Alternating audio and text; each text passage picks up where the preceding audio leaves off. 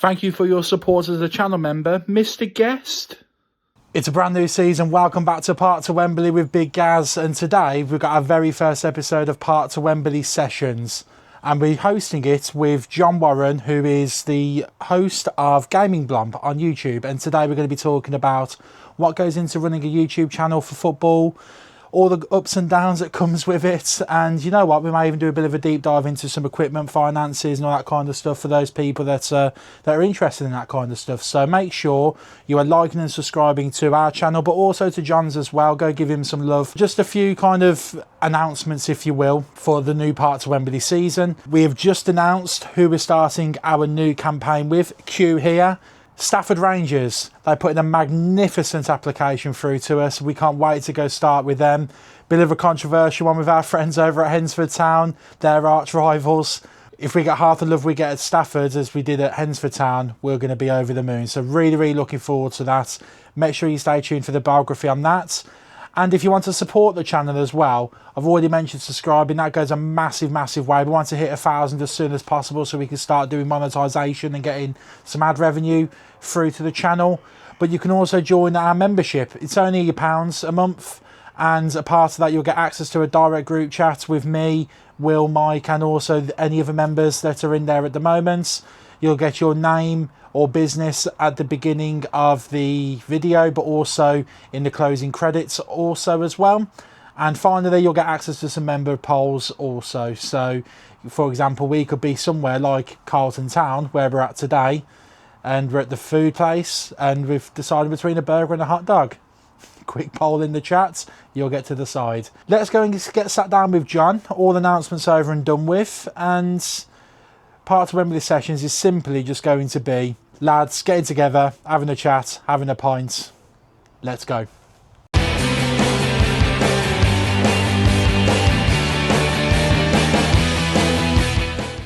Okay, so welcome to Part to Wembley Sessions, and our first episode that we've got is with Jon Warren from GamingBlomp. Jon, first and foremost, I just want to say thank you for coming on.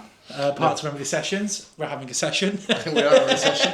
No problem at Cheers, all. lads. Thanks for having me. That's right. And thanks for the invite, and also thanks to Carlton Town for hosting us, I guess sponsoring us for today's episode. So if you are based in the Nottingham area, feel free to come up here. Good entry, £10. Nice bar. Sadly, only creamy pints in the can though. So Carlton Town, let's get that sorted. Sorted for next season. So obviously, Jon, YouTube, it's a thing we've got in common. So from your perspective, your football journey, I think that's probably the best place for us to start, ain't it? How did you first and foremost get involved in football as a fan? So, as a fan, my dad took me to watch Hereford United back in 1996, which put me through like a lifetime of torment because I've been a Hereford fan ever since. And in my first season, we, of course, plummeted into non-league football after the infamous Hereford-Brighton game in 1997. That was my first season. I've followed Hereford United ever since. Had a bit of time off after bankruptcy. There was a season before we went bankrupt where the club were taken over by Tommy Agombar and Andy Lonsdale, who were just bad news, basically. So I boycotted the club then. So that's the only kind of break I've had from Hereford United. And then Hereford FC reformed. Obviously I've got behind the new club and following them, but I played a bit as well in the non-league pyramid when I was a teenager. Okay. Injuries made me retire at the age of 27. Okay. But yeah, I had a bit of a move up the pyramid. Decent. Sat on a load of benches, didn't really get on the pitch very much, but sat on loads of impressive benches. Yeah. And what clubs was it that you played for then? So I played for Bromsgrove Rovers as they're now Sporting. They're now Sporting, yeah. And I was at Kidderminster Harriers Youth for a while. Okay. But no appearances for Kidderminster. No. Got sent on loan at Bromsgrove Rovers. Couple of appearances there, mainly reserve youth team games. So I was only 18 at the time. Mm-hmm. Released at the end of the season by Kidderminster Harriers, and went to Bromsgrove Rovers permanently. And I've still really involved with Bromsgrove Sporting now. They're one of my favourite non-league clubs. Yeah. Just for the way they treated me then, but the way they still treat me now, even though I swear most of the people there that claim they know who I am have no clue who I am. They're just being polite. They're just a very classy non-league club. Yeah. And one of my goalkeeping idols is the manager there now as well, Tim Flowers. Yes, yeah, good keeper back then. I actually remember him managing the Moors. When the Moors were quite close to promotion, I believe it was, to the Football League, I think. No, he was the manager that took them up into the conference, weren't he? I'm sure he's been at quite a few clubs, hasn't he? Yeah, it's. I mean, we drink, we forget things, don't we? We do. Not to mention we've been following football for quite a while now. Yeah, you know, being Hereford and Birmingham City fans, it's the only way that we seem to cope with what we have to expose ourselves to weekly, I guess. Yeah, I mean, this season it's been the worst season as a fan of Hereford FC since the new club formed.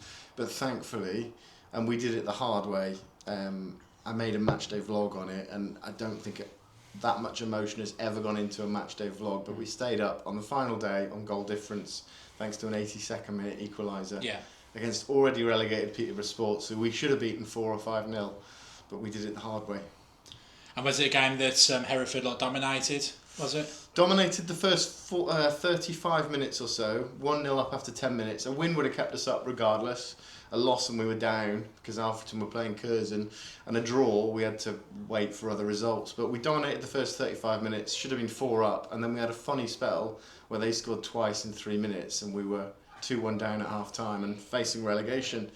And then the second half was just a case of them defending to try and get the win, and they had nothing to play for, just to relegate us. And finally we broke them down and scored on 82 minutes. We were all on the pitch celebrating the final whistle, and in the other game, Curzon Ashton have a 90 plus 10 chance cleared off the line, which would have relegated us while we were on the pitch celebrating. Lovely. So that's how close we came to Southern League Premier South. Yeah, and would that have been the lowest Hereford would have been in the pyramid system as long as you can remember? Or? No, because we were reformed, so we started at step 5. So we started in the Midland Football League, the Premier Division. We were in there with Alvechurch. Okay, and that's the one that Nuneaton would have won the season before last, wasn't it? The Midland Premier Central, I'm sure it is.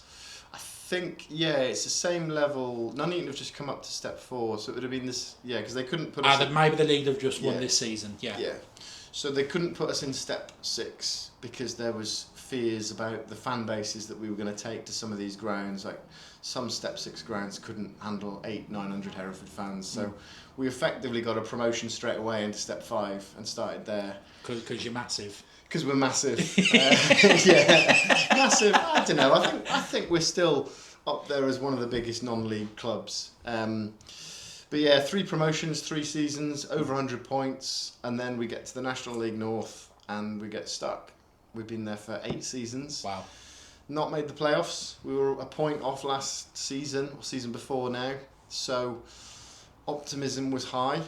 And then I saw us play pre-season at Alvechurch. And I remember going home thinking, this squad isn't as good as what we think it's going to be. And then the start to the season was awful.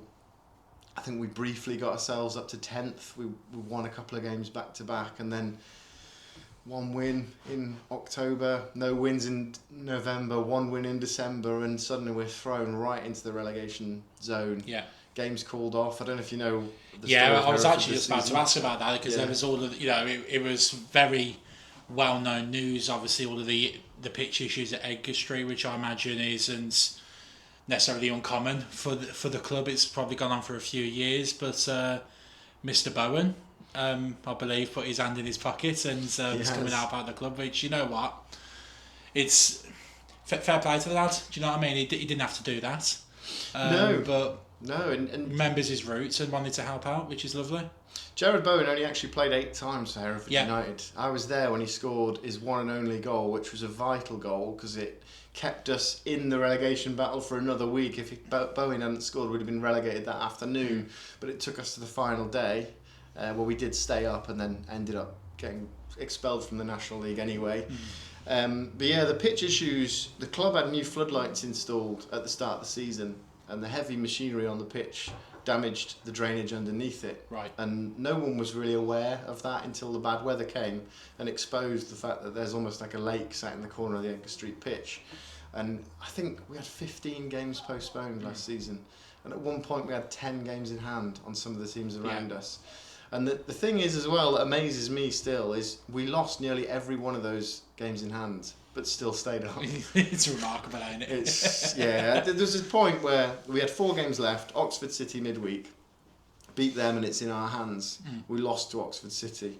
So 3 games left and we've near enough got to win all of them and hope other results go our way. So that defeat to Oxford City, again, I made a matchday vlog, and on my end of the game summary, I could tell I was like devastated. You could tell in my voice that it sounds like I'm close to tears because I think we're down. And somehow I remember I was at Bury watching a game and I checked the results. Hereford were beating Radcliffe, but it was the other results I was more interested in. They all seemed to go in our favour. So in one afternoon it turns around, we beat Marine midweek, and then we go into the final day outside the relegation zone that we've been in nearly all of 2026 so far. So don't want a stressful season like that again. No. I'll be happy with 10th. A boring mid-table. Yeah, boring mid-table will do, yeah. Right, let's go on to the topic of obviously football YouTube, vlogging and that kind of stuff. So I had a bit of a look at the channel earlier, almost 400 video uploads. Couple of years old as well, so it's it relatively still new in its infancy, I guess. So first and foremost, what made you want to go into the YouTube sphere, I guess? It's a funny one really regarding YouTube, because I wasn't very well during COVID. I had some mental health problems and I was struggling, so I wanted something to take my focus. So originally I created the channel as a gaming channel, because one of the things that I did to keep me busy while I was ill was play FIFA. Yeah. So I do this thing where I take every team in the Premier League and play every match and see how it turns out. And one of my mates said to me, "Oh, you should document that, because there are channels that do that sort of thing that do really well and they blow up." So I made a few FIFA videos, made a few various other gaming videos, hence the name GamingBlomp. I was going to ask why it's called that. yeah. I think it's one of those things, the name isn't relevant to football at all, but I think that almost makes it memorable. Yeah. People tend to remember the name because it's irrelevant, whereas if I changed it to something to do with football, would it just kind of fade away into all these other football vlogging channels? I don't know, but keeping it as it is. And I've always wanted to do the FA Cup Road to Wembley, which you've done yourself. And my gaming videos weren't doing that great, so I was way off monetization. And I just thought, let's start the run to Wembley this season. So I spoke to my wife. We kind of blanked out all the weekends that I'd need to go from the extra preliminary round through to Wembley Stadium. And I went to Hucknall Town against Bottisford Town in the extra preliminary round. I was so nervous. My wife came with me because obviously I'd been stuck in the house for a lot of the time, hadn't been very well, wasn't sure how it was going to go. I was kind of nervously filming some of the action with my camera. And yeah, the first game I kind of didn't really engage with anyone. Watched the game, Bottisford won, so it was Bottisford Town against Winterton Rangers in the next round. And from that point, someone at Bottisford Town recognised me. I'd made one match vlog. I went to Bottisford Town, I got recognised, and it was just the most overwhelming thing. Yeah. Like, how does that person know who I am? I got about 200 views on my first vlog, hardly anyone watched it. Yeah.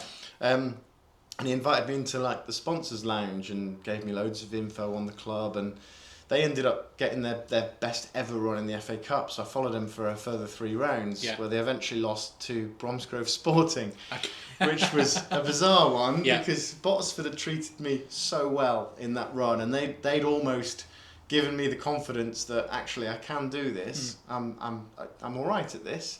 So I followed them, Winterton Rangers at home, went back to Bottisford to watch them play Loughborough Students, which was a game that if they won, they would break their own record of furthest ever run in the FA Cup.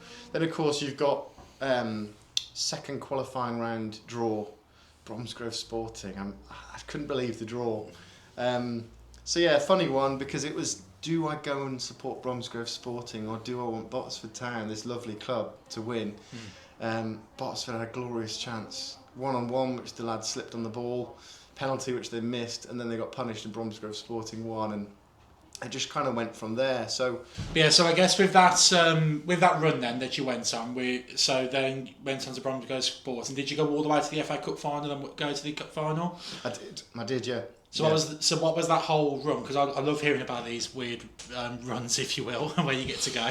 So Hocknell Town 2, Botsford Town 3, and Hocknell was the closest one to me that was in the extra preliminary round. Carlton started in the preliminary round, so I couldn't come to this one. Gedling Miners Welfare are even closer to home, but they weren't in the FA Cup. So I wanted Hocknell to be in a bit longer. They lost to Botsford. Botsford Town beat Winterthur Rangers 3-0. They then beat higher graded Loughborough Students 1-0. Great goal as well. One of their midfielders picked the ball up on the halfway line and beat about 7 players before scoring. It's like watching Messi. Yeah. Then at Bromsgrove at the Victoria Ground, one of my favourite stadiums, watched them. They were struggling at the time, Bromsgrove, and they were there for the taking. But if Botsford hadn't missed those chances, I think that's a giant killing. Bromsgrove beat them 2-0. And then they got drawn away at Chelmsford, so that was the first long trip for me to go on. Yeah. Chelmsford won 2-1, but it could have been at 8. They absolutely dominated Bromsgrove Sporting. Keeper kept them in there.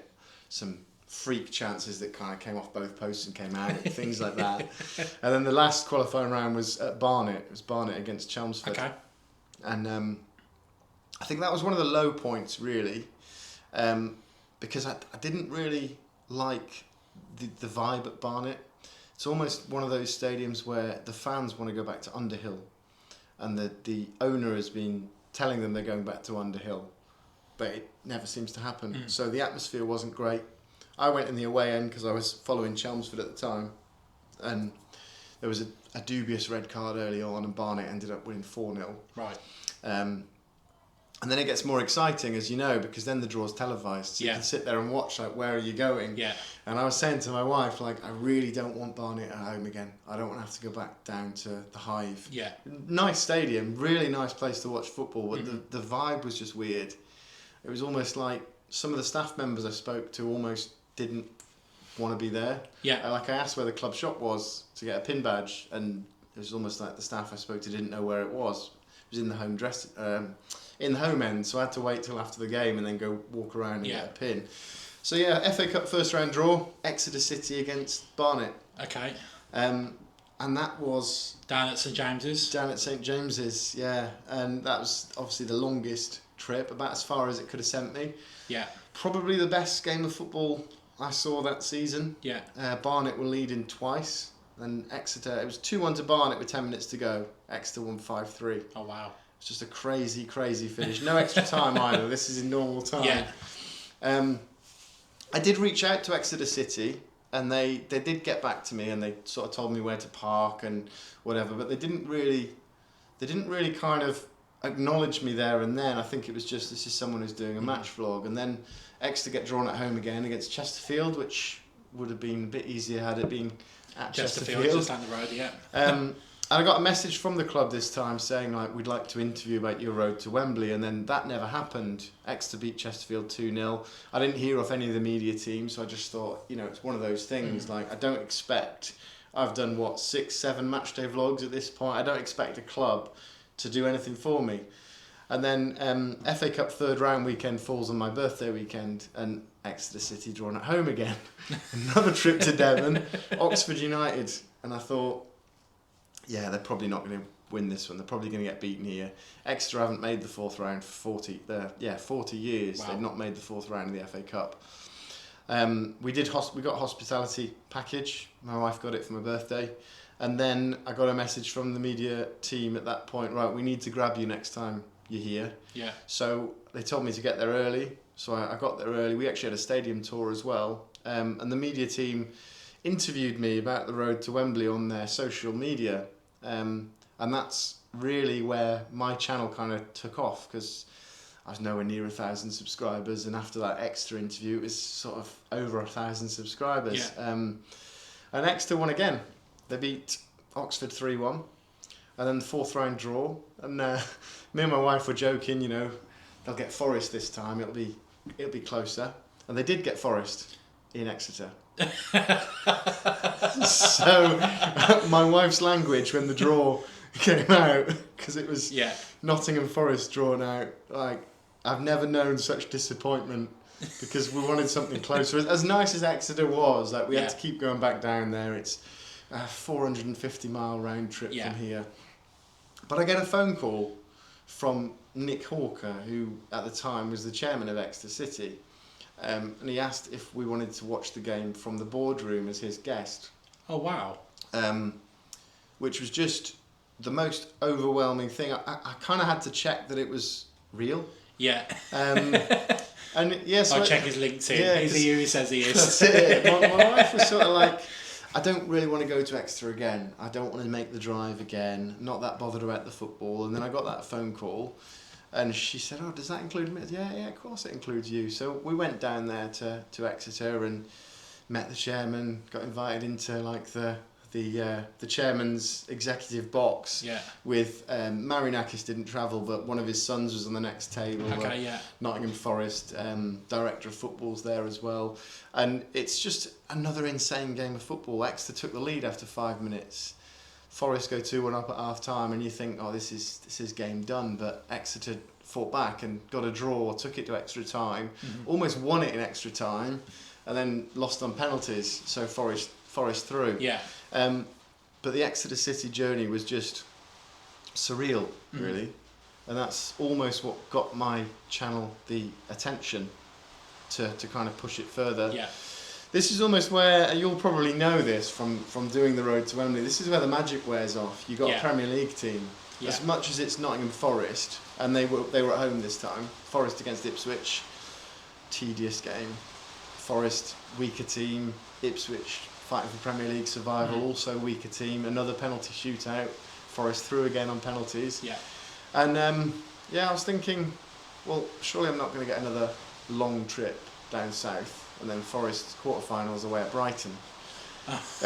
So, and this was the low point. I remember, we very evidently moaned a lot about the amount of miles that we had to do. We're never going to moan again after hearing this. this was, and it's almost, you couldn't really make it up. Yeah. And at the time, when Forest were drawn at home against Ipswich, the 4 last balls in that draw, one of them was because Exeter and Forest hadn't played, so one ball was Exeter or Forest, one was Ipswich, one was, I can't remember, but the other one was Plymouth. So it's like, it's going to be Plymouth away, isn't it? Thankfully it wasn't. Forest got home tie, but then in the quarter-final it's Brighton away. And that day, that quarter-final weekend, I had the start of like a flu virus. I was feeling really ill. I was so close to Wembley, I didn't feel like I wanted to miss it. So my wife did all the driving. So much traffic on the motorway. The service station, I think, was out of order, so I needed the loo for over an hour. It took us 6 hours to get to Brighton, 0-0 draw, and just that was by far the worst weekend on the whole journey. Forest won on penalties again. Yeah. So then, we get to Wembley. My friend worked at Forest at the time, so Forest going through made it easier. Forest, this is where they would have lost a pallet. To Man City. Then Man City lost a pallet. Man City. Forest lost 2-0 to Man City. I needed Forest to get to the final, really, because my mate working there meant tickets would have been fairly easy to get. Yeah. But with Forest losing, it was I had to go through like a touting site, which cost me a fortune to get a ticket. And as it turns out, someone from the Herefordshire FA applied for me for their tickets. Oh, decent. Managed to get me 2 for £75 each. Yeah. So is that for the final, was it? For the final, yeah. Yeah. And I couldn't sell my touted ticket, so it cost me like, about 450 quid for 2 FA Cup final tickets. Yeah. Well, the final we just went to, we got, well, we get my tongue twisted. We reached out to the FA themselves, and they actually sorted us out with 2 tickets, yeah. And we was actually pretty much directly underneath the trophy lift as well. But those tickets are £175 each, and we was fortunate enough to get another two tickets in the city end, but in the top half of the stands. But they were £125 each as well. So ours were £475 for the 3, but they were face value. Yeah. It was, and if I ignore our hospitality that we did at Mansfield Arsenal, if I just factor in that ticket price, Yeah. I reckon the ticket prices for all of the rounds leading up to that point was probably combined cost as much as doing the FA Cup final. And I mean, it was fantastic to be there, ain't it? Like to actually go, oh, wow, I'm at an FA Cup final. Birmingham City are never going to get here because albeit we're massive, we're rubbish.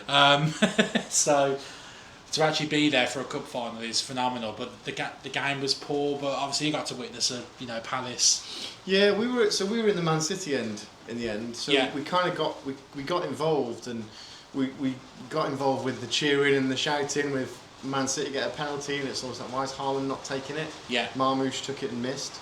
Yeah. And Palace won it. So it's a bit disappointing that I couldn't get in the Palace end, but they're in the FA Cup final. Less tickets went in about 5 minutes, didn't they? Isn't it mad to think though? Because obviously, as a result of Palace winning the FA Cup, I know they should have been in the Europa League, but they dropped into the Conference League, didn't they?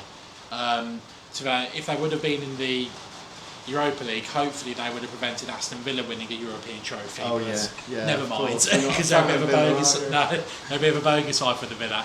But obviously they then end up winning the Conference League and are now in the Europa League for next season. Yeah. And I guess from your point of view, all of that started just down the road at Hucknall. Yes, it and did. It's mad to think that how like these football nuances just happen. It's amazing. So Exeter City then. I guess almost like a bit of a second team seeing how I guess Absolutely, after that. Yeah, they're weirdly, and this is kind of quite surreal how the draw worked out. So I played for Bromsgrove Sporting and they were in the run. Yeah. My granddad was from Exeter. Oh wow. So he was an Exeter fan. Yeah. So that was quite bizarre, and obviously we've got the link with Adam Stansfield. Played for Hereford, he played for Exeter. Oh wow, yeah. So I met Adam Stansfield a few times while he was at Hereford, and they've got the Adam Stansfield stand there. Mm-hmm. So it's almost like meant to be, and I don't think we'll ever get that level of VIP treatment at a football club again. Yeah. I just think they went absolutely above and beyond. Not only did they treat us well on match day, but they really got behind the videos I made and they pushed them out. Like the club's official Twitter page shared my videos. Yeah. I think they single-handedly got my channel monetized. Yeah. Because my interview, we were sat in the hospitality lounge. My interview from the third round went out while we were in the hospitality lounge. So there was people on their phones watching like the updates for the game. I don't know, probably looking for like the lineups and whatever. And they'd see an interview. So the guy next to me was like, "Is that you there?"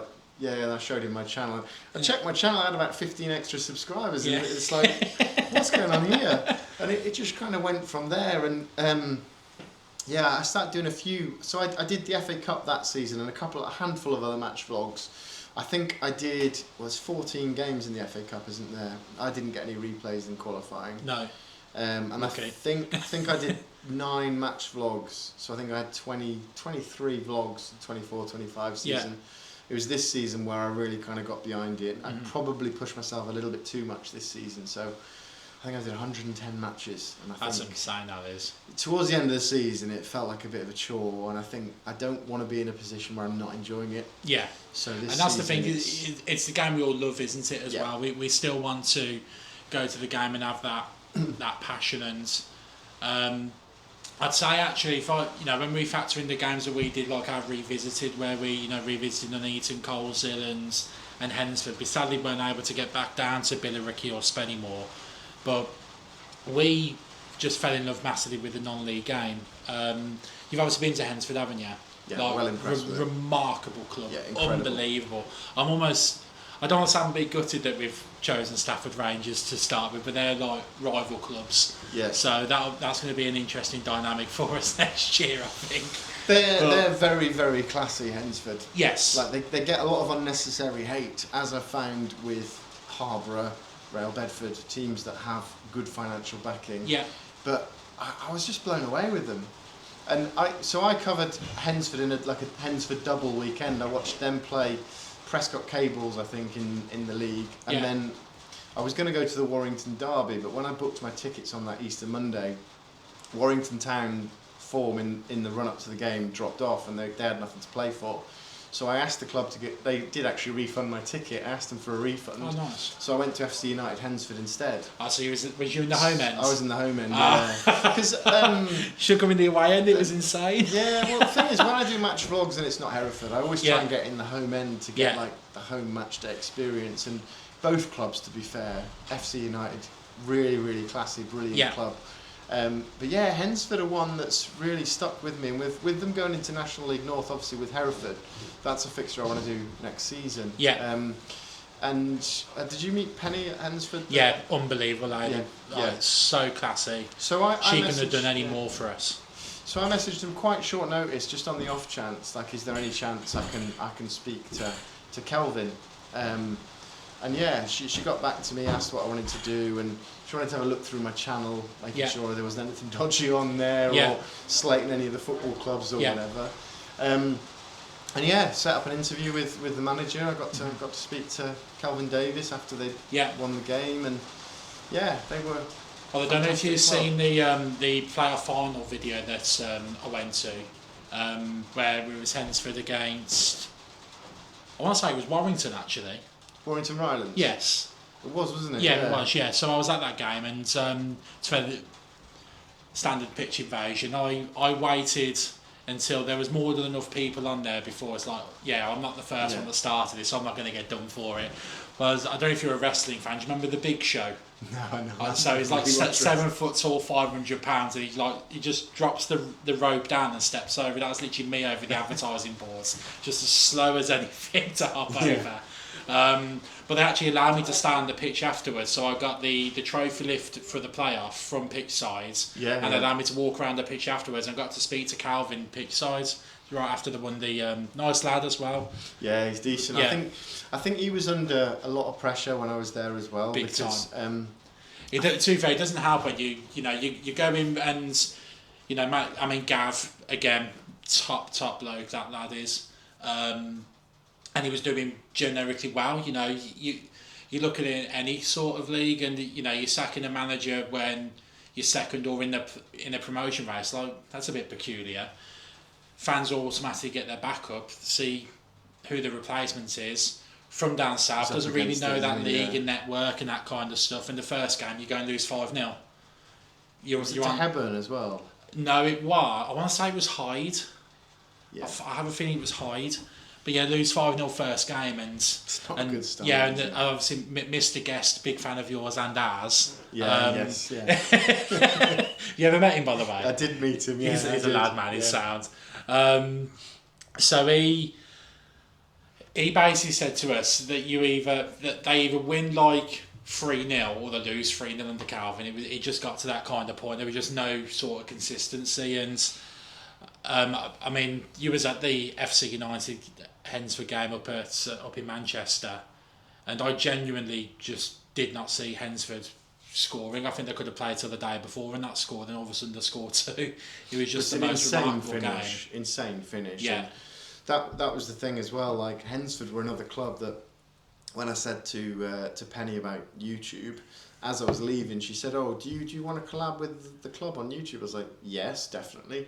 So that was another one that kind of gave me a bit of a boost. But yeah, I've come across so many brilliant non-league clubs this season that I've just adopted. Like, there's so many clubs. Like, and I always, at the start of every season, I kind of want to sponsor a player at some clubs. But last year it was quite easy because a lad I knew from Botsford is one of my good mates now. He was manager of Sleaford Town, so I sponsored him last season.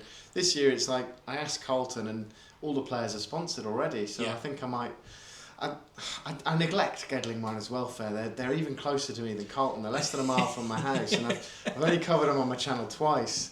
I need to get and cover them a bit more next season.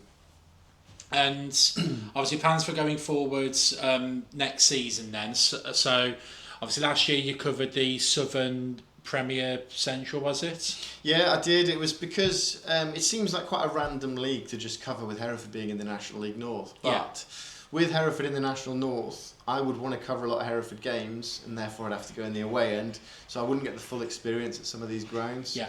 And the Southern League, obviously I know people at Bromsgrove, people at Stourbridge, Quorn, like some of the other clubs in the league.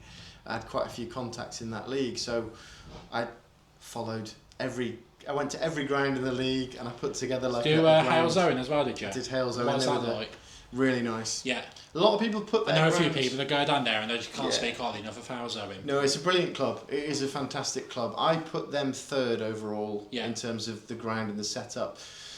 A little bit biased maybe, but at the same time, other than the view at Bromsgrove Sporting, which is terrible, the ground is brilliant. So I had Bromsgrove Sporting second, and there was one standout in the Southern Prem Central, which was Worcester City. And I did get a few comments that, it's not their ground.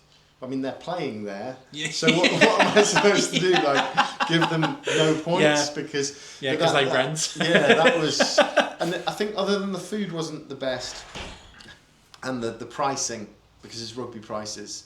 Okay. Everything else at Worcester City was incredible, and they were another club that, even as a Hereford fan, so some of the fans were a bit kind of not very happy with me going to Worcester City in the home end. But I think once I ranked them top of my leaderboard, they were all right. I didn't realise I had so much abuse on Facebook until someone pointed it out, and there was like lots of digs about me being a Hereford fan, not welcome at our club, and I was thinking, I don't think Hereford have even played Worcester in my lifetime. No. So, and it's historical issues with the two clubs, I think. But they were another brilliant club, Worcester City. Mm-hmm. And one question that we did have sent in, because we asked for some questions to be provided to us. One person is curious about the equipment that you use. So so when you go for like a standard match day vlog, what do you take with you? What do you use? My phone, literally just my phone. Okay. It's my phone. I've got a set of microphones similar to the ones that you showed me before. Yeah. Just use my phone. Microphones for the interviews. I edit everything on my phone as well. I think I need to upgrade the software now. But that's literally all it is. And what software do you use to do your editing? It's just an app called UCut, which is a mobile app. Okay. Started off good, but I think it's quite basic, so I think it's quite beginner friendly, and I think after doing YouTube for a couple of years, I'm thinking I need something a bit more advanced now. And it tends to crash a lot, which luckily you don't lose your work when it does. But you've got to quit out of it and reload it. It's a bit annoying, so I might look for something different, but just I don't know if you ever use, so we use CapCut, we do, and we pay for the premium on it and everything. It's fantastic, and it's got a good it's good to use on phone, but it's also really good to use on like a laptop PC device as well. I need to play around. If you're interested in the equipment we use a DJI Osmo free creator combo. It's not cheap, but I was given a good deal on it by a friend. So for us, it was the combo itself is normally about £600, but I had a pal that's got one from a previous workplace, and we basically pretty much got half off that deal, basically. You can't say no to that. But I did say to him, I was like, look, can I give it a trial run? So I took it to the Spennymoor Billericay 4th qualifying ground, because I was just by myself up there for that one, and one game I was like, we're having that is a fantastic bit of kit. So quite a few vloggers that do use them, and they all say good things about them, to be fair. Because I think it was when we was at the Hensford playoff semi-final,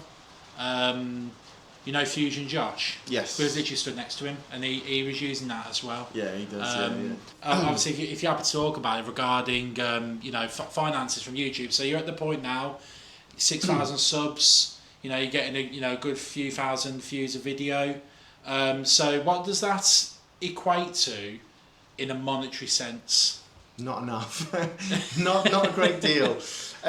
YouTube, you've got like your monthly minimum, haven't you? Mm-hmm. Which is the £60. Yeah. If you don't hit that, it rolls over. Yeah. So 2026 is the first time that I've hit consecutive months, and I'm not just hitting it, I'm comfortably hitting it every month. Yeah. But that still equates to just over £100 a month. So okay. A lot less than I'm spending. But like you say, a lot of videos are hitting 1,000 views.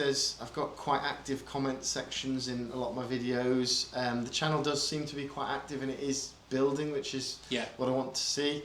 I've done a few, I don't know if you've seen them, little compilations as well I've started doing. So the other week I did the biggest clubs to never play in the Football League. Yeah.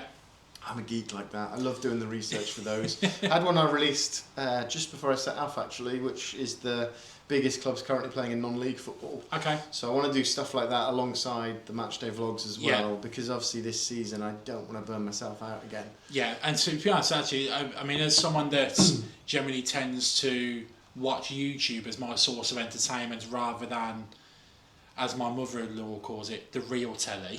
Yes. I am quite a sucker for like top 10 videos or top 5s, or I mean HITC7s is a fantastic channel. Have you ever watched his stuff? Yeah, I do watch his. He's really good. Alfie is. Yeah, I just love a top 7 video, and like the weirder the better. Do you know what I mean? Like I remember one time I went down the YouTube rabbit hole and I ended up watching like a 30-minute video of 7 ways on how to escape North Korea. Like I never need to know it. I'm not planning to go to Pyongyang anytime soon. No. But you know what? If I do, I know how to escape. I know how to get out. It. Yeah. you put a video on and you do something else, and like I like to have tinnitus in both ears. So when I'm doing my research and whatever, I like to have the TV on low volume. So I have YouTube on as well. So I'll put like. A lot of the time, you obviously watch your own video on the TV to see how it looks before it goes out. So I'll put my video on and I'll just let it run, and it sort of goes on a bit of a wander. And yeah, you get like, not even a big fan of Mortal Kombat or whatever, but you get like top 10 Mortal Kombat fighters of all time and things like that. And I love lists like that. I'm not interested in that topic, but so I did a few last season which did quite well. And they certainly get debates going on Facebook. Yeah. You do have some comments that are just nasty because you haven't included their club or whatever. Yeah, of course.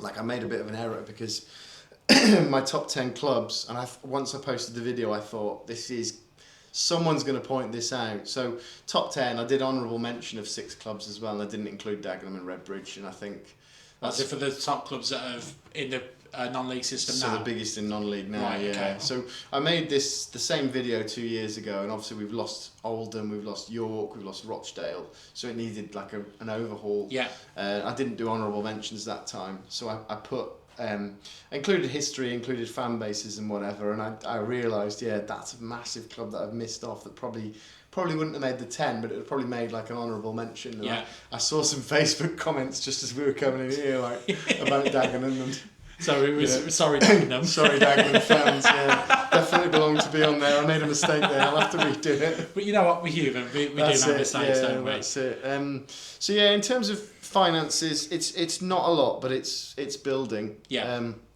But this time last year, I think I hit 2,000 subscribers before I hit monetization. Okay. So it was the watch hours that were tough for me. Have you hit the watch hours for? So we are on. So we've hit enough to start doing memberships now. Yeah. But we kind of hit the 3,000 watch hours around the same time as we hit 500 subs. Yes. The only other requirement is doing 3 uploads every 90 days, which even with a month off that we've just had, we're still on that anyway. And we're not massively far off the 4,000 watch hours, but I have also noticed our videos are a fair bit longer than yours, as sometimes go on for, I mean, our FA Cup final one was a joke, to be honest, being over an hour long. It's like a film. Did you put chapters in them though? To be honest, no, I don't. Do need to, but also our target for us next season is to kind of not do any videos over half an hour. Okay, so I think sometimes you do start to lose a bit of attention span after that. Albeit I do quite enjoy watching like a 45-50 minute YouTube video. If you follow Footy Away Days as well with Ellis, love watching their stuff, and actually they're a bit of a inspiration, I guess, for our channel, because you don't have to be an idiot to see three lads, or know each other from school, or know each other from school. Yeah. So the kind of the bands that we will kind of play off against each other is similar to them. I guess the difference between us and them is we're all kind of going through a midlife crisis doing this, whereas they've been doing it since they were fairly young. Do you know what I mean? And I'm just an idiot with a camera at games on my own. And actually, I think that was an important point that you picked up right at the beginning, where fair play to your wife as well, actually, to go along and support you with this. I can't even begin to imagine how nerve-wracking it would have been for that first game. With us, it was the three of us. Yeah, yeah. Do you know what I mean? And at that point, actually, we'd already done. We went down into Nuneaton town to meet the club. We did the biography on the club, so it was already like deep rooted into that club's fan base and community and that kind of stuff to be on board. So when we went to the game, we already had people coming up and saying hello to us immediately, straight off the bat. I think that's the good thing that we did about the biographies as well, like going to learn the history of these clubs and producing a piece on it. We did decide not to do it for the Football League clubs in the end, primarily because you don't get the access, to be completely honest. But yeah, we noticed, you know, where he's talking about, obviously you got a lot of luck from Exeter. Literally, as soon as we went from Spennymoor to Barrow on our journey, we just got nothing, absolutely nada. And we couldn't even get approved into the Barrow fans group. Their admin just wouldn't approve us.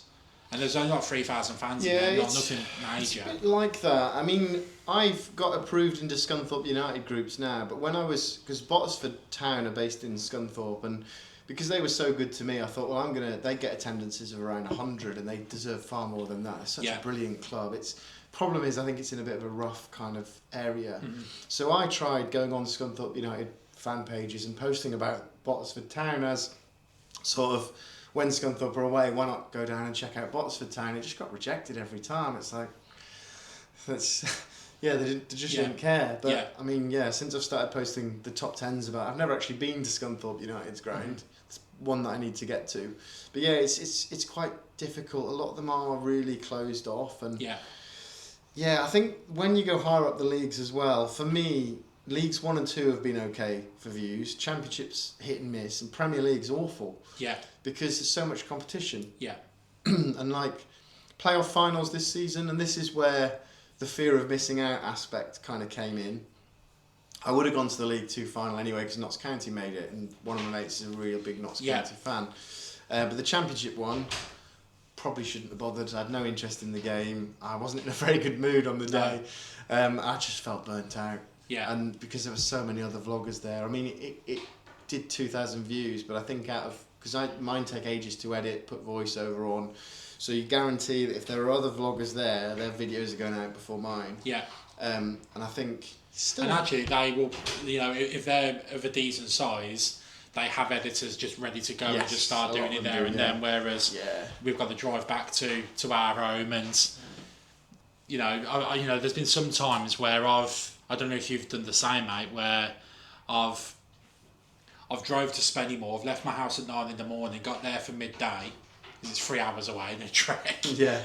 Did the day, come back, don't get home until 9 o'clock, and then I'm staying up until about 2, 3 in the morning doing the full video edit, so it's basically ready to publish and upload, because you almost want it released within 24 hours of the game finishing as well, don't you? That is one of the things that I don't really like about vlogging, especially when you go higher up the league, is how time sensitive it is. Because if you take too long to get your video out, people they've already forgotten about that game, they've moved on to the next one.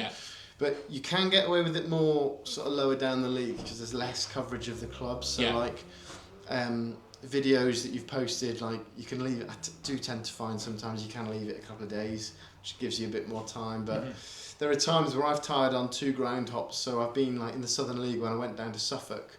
I went to a Colchester game on the Friday night, and then I went to watch Sudbury on the Saturday. Yeah. And I was up till 3 in the morning in the hotel room editing the Colchester one to get out for 9 a.m. in the morning. I think I got 200 views on it, which was a 0-0 draw. So it's like, was this worth it? Because my rule is, I meant to mention that at the start, I don't know if you use the Footballogy Groundhopping app. Yeah. So my rule is, I only count a ground hop if I've got a vlog of the game. So that's kind of, if I haven't vlogged the game, I don't count it as a ground tip. Okay. So that's kind of So sometimes you'll see short vlogs go out where it's still done the research, still put the effort into making the vlog, but it's condensed because I didn't have long to get it out. You know, that 24-hour window, and I'm at another game, for example. Yeah. And obviously from your point of view as well, and I guess this is, a poignant question to the people that will be watching this. Leave a comment below on your thoughts actually on this one. And I guess my inspiration for this comes from watching football away days. Like Yep. 95% of their video isn't even football. No, it's not. It's just them pissing about. Yeah. And actually, like with ours as well, you know, where we do our food reviews, interviews with the managers before and after the game. Yeah, there's a decent section in there for the game itself, but I almost wonder whether people are more interested in the tomfoolery and the around the club side rather than the actual game itself. Yeah, I think so. My match footage is quite brief, unless a lot happened in the game. Like, if in doubt, I take the clip out. So it's like sometimes my match footage is quite brief, because I think the same. A lot of people are interested. So if you're going to their club, they want to know a bit of the history. They want certain facts about their club. Like my thing is almost like I've got a half-time fun fact at every ground I go to, and so when I'm at, say, Southall City, it's quite difficult to find a fun fact, but if I'm at a Premier League club, it's quite easy. Yeah. But one of my inspirations, actually, is a guy that I'm actually really good friends with now, is Joe Skelton from Match Jays, who's fairly local, who lives in Retford. I don't know if you've come across him. No. So when I was feeling nervous about doing my vlogs, I did some searching, and Joe was one of the ones that sort of came up. I watched a few of his videos. He did a lot of talking to the camera, which I didn't really have the confidence to do. If you'll see my early videos, I don't think I appeared in them till about vlog 20 or something like that.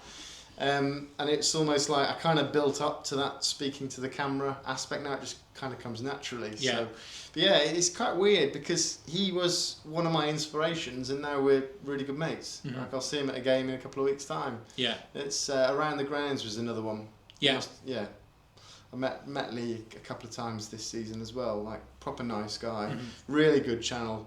Like, really good at the networking aspect as well. Mm-hmm. Really quite supportive as well when I've sort of needed advice or whatever. So there's this thing about this. You're not really in competition with other people. It's kind of like you're all in it together, and people. I find that a lot of other YouTubers do help you rather than see you as competition. Might be because my channel's a lot smaller than theirs, but you know. And actually, I said all like even before. So when we came up with the idea for Part to Wembley, I guess, well, as a channel, obviously people have been doing FA Cup Road to Glories for forever. I said to Will and Mike, even if nobody watches these videos, as long as we have fun, who cares? And I think that's actually, if I was to give any advice to anyone that's watching this, that would be like, I might want to take that up. That would be my number one thing. Just enjoy it. And if you don't get any views, don't be too downbeat or downhearted about it. Because, a lot of time and effort is going to go into, getting out there on social networks and posting on loads of different pages, and yes, you're going to get, the odd not very nice comments and stuff like that. Like I remember going all the way back to the beginning with Nuneaton, where pretty much everyone in the fan base was really behind it. There was one guy that was just absolutely obsessed with the fact that we called it Park to Wembley, and it's like there's no parks at Step 5.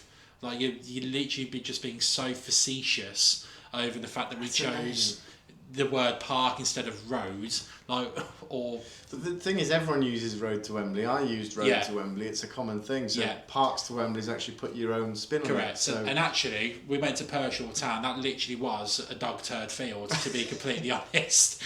Wicked club, great, and the burger was top notch. I totally agree with what you've said about the enjoyment side of it, because towards the end of last season, I was getting to the point where it's like, I got this game, I got that game, and it was just because I was fearing missing out rather than going to the ones I wanted to do.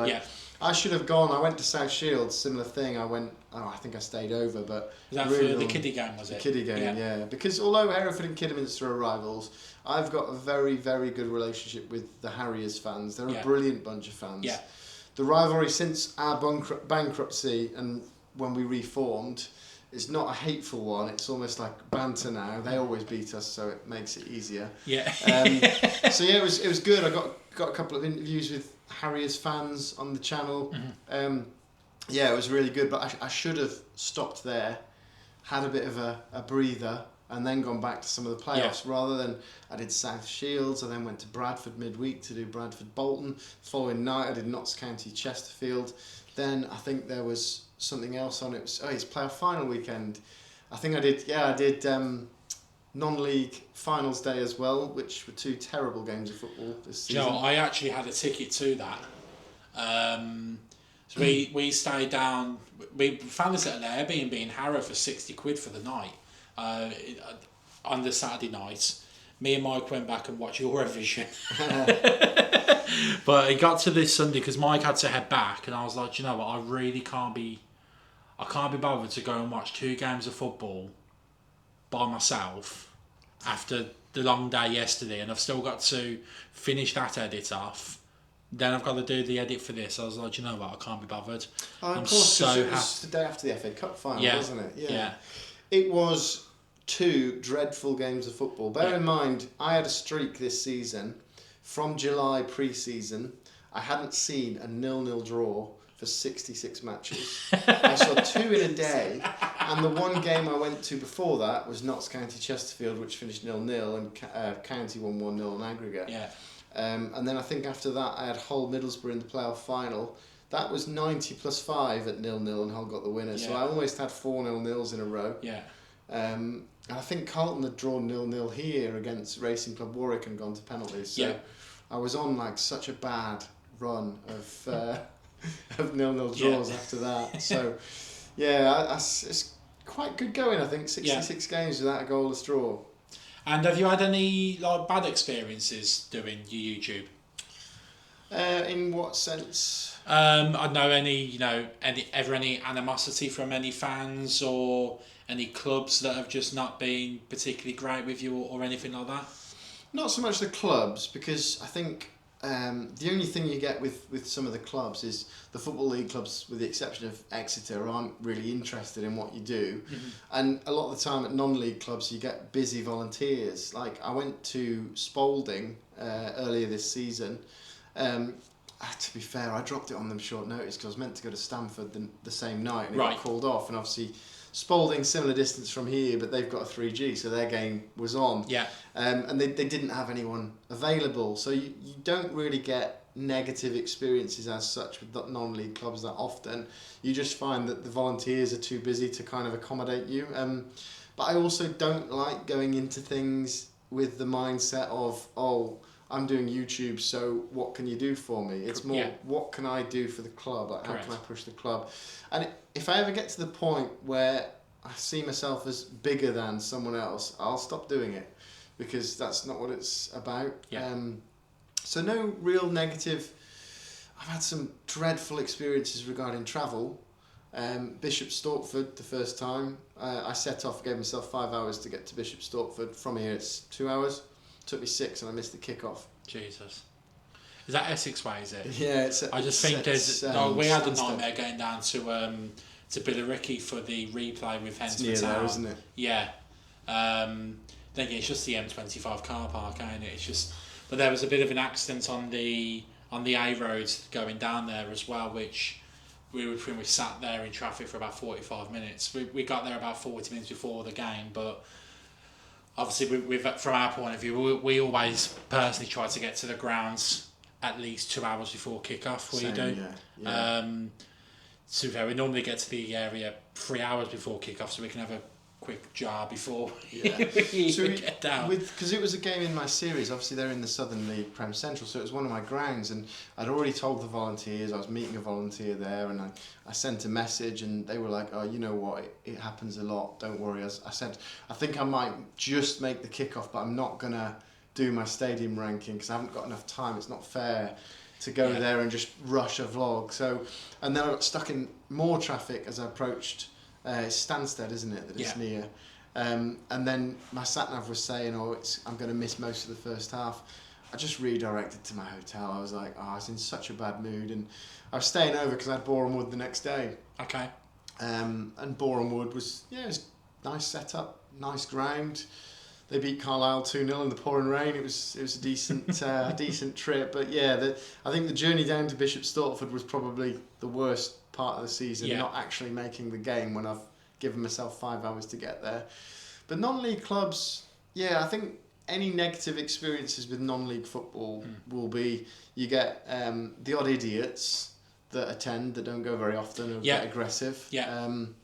Like at Belper Town against Carlton, actually, there was a couple of young lads shouting at the Carlton fans, and I had my camera out. I wasn't filming them, I was filming the game, and one of them told me he was going to knock the phone out of my hand, and I won't tell you what I responded with, but yeah, he ended up swiftly getting thrown out because I think he threatened an old guy with a walking stick after he walked There's just past no need me. for it, is there? You know, we've been to, obviously you'll have the same experience, anyone watching this attends non-league with as well. It's the thing I love about it is you can be stood having a pint, watching the game, and the person that stood next to you is a follower of the other team. You can just have a normal chat about the football with zero animosity or anything like that.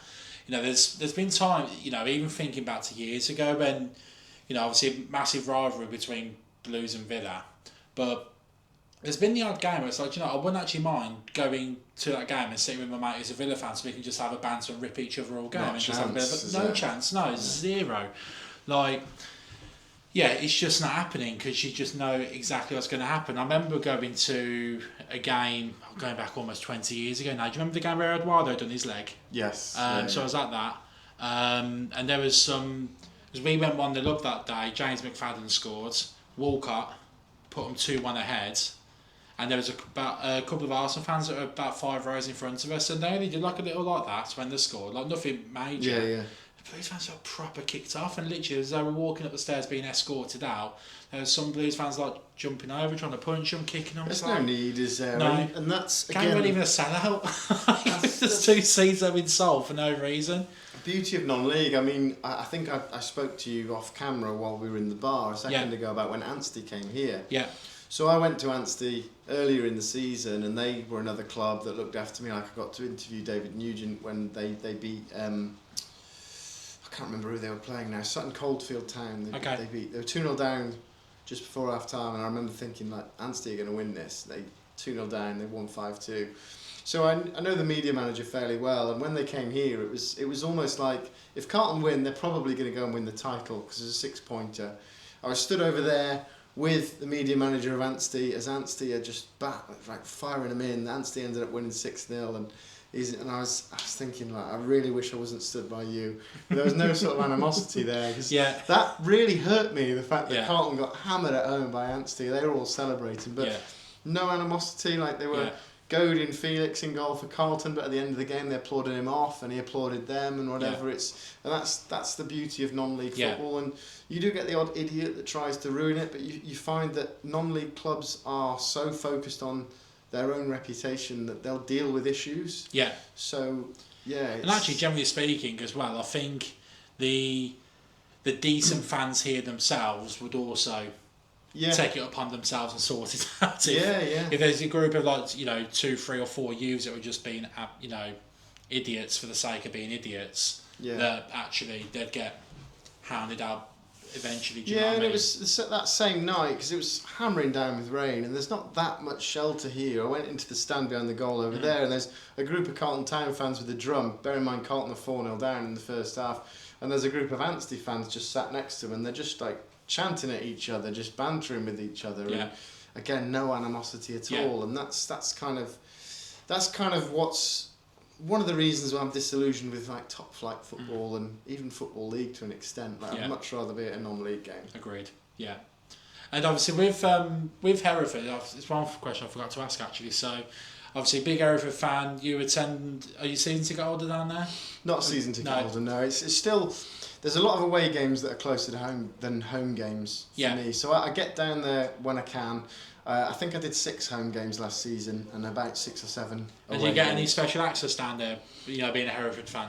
They've been amazing. It took a long time to get their attention, and I think as an ex-football league club, there's that they're a bit hesitant sometimes. But at Worcester City, when Hereford had to ground share with Worcester for a couple of games, because I've got a good relationship with Worcester City, I sort of asked some of the stewards, like, is it possible I can wander through and just speak to the new manager? So I got an exclusive with Aaron Downs after he'd been in charge of Hereford for 1 game.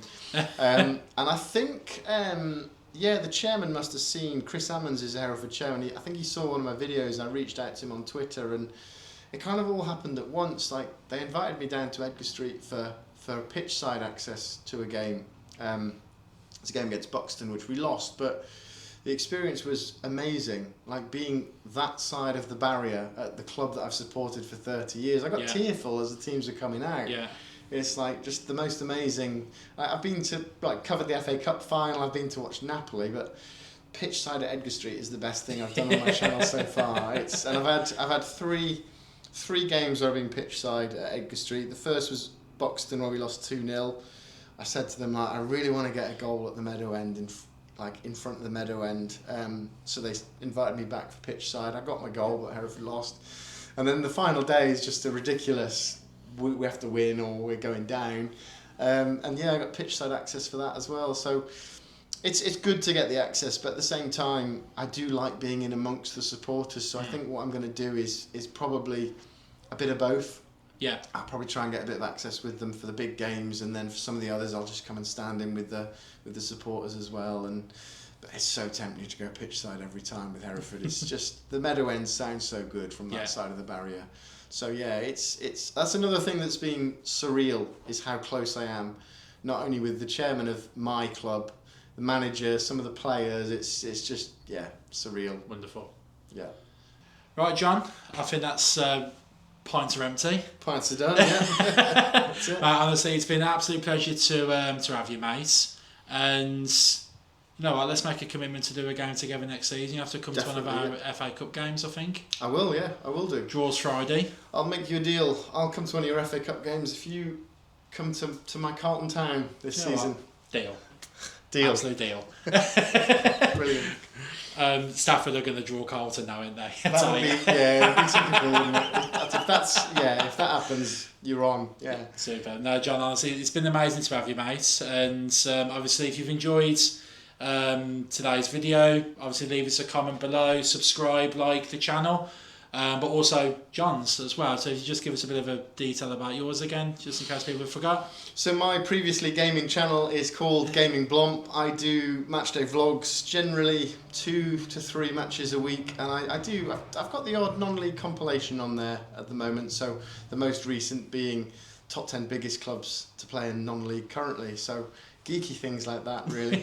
And that'll carry on through the season. I am going to be going to every ground in the Northern Premier League this season, and putting together a bit of a ranking. That's another league that I've come to know some of the teams. That you've got Bury in there, FC United and Manchester in there. We've got big sides. Ilkeston are in there. Alfreton have come down. Thankfully, Alfreton came down, so it's them or us. So there's a couple of local ones. So yeah, I'll be putting together a bit of a ranking system. I did get a lot of comments last season about why are you ranking the pitch, why are you ranking the food, so I've amended the rankings a little bit, so hopefully it'll flow a bit better next year. So that's my plan, and aiming to get to a few more Hereford games. Wonderful.